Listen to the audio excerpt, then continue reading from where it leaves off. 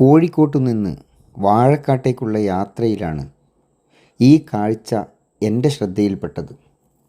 ഒരു പ്രൈവറ്റ് ബസ്സിൻ്റെ ഏതാണ്ട് പുറകിലത്തെ സീറ്റിലിരിക്കുന്ന ഒരാൾ അതിൻ്റെ മുന്നിലുള്ള സീറ്റിൻ്റെ പുറകുവശത്ത് ഘടിപ്പിച്ച ഹാൻഡിൽ ഇളകിപ്പോയത് ശരിയാക്കിക്കൊണ്ടിരിക്കുന്നതാണ് ഞാൻ കണ്ടത്.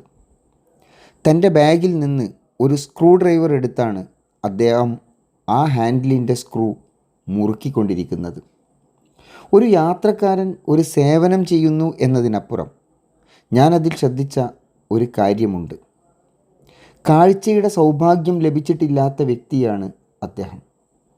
എന്നാൽ തനിക്ക് കണ്ണ് കാണാതിരിക്കുമ്പോഴും അകക്കണ്ണിൻ്റെ വെളിച്ചം കൊണ്ട് ചെറുതെന്ന് നമുക്ക് തോന്നാവുന്ന ഒരു വലിയ നന്മ തനിക്ക് സാധ്യമാകുന്ന രീതിയിൽ അദ്ദേഹം ചെയ്യുന്നു എന്നതാണ്.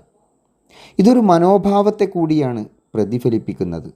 ആരും ശ്രദ്ധിച്ചില്ലെങ്കിലും ആരും പുകഴ്ത്തിയില്ലെങ്കിലും തനിക്ക് ചെയ്യാവുന്ന ഒരു നന്മ ഏതു സ്ഥലത്തും ചെയ്തുകൊണ്ട് തൻ്റെ വ്യക്തിത്വത്തെ അടയാളപ്പെടുത്തുക എന്നതാണ് അദ്ദേഹത്തിൻ്റെ ആ വലിയ മനസ്സ് നമ്മെ പഠിപ്പിക്കുന്നത്.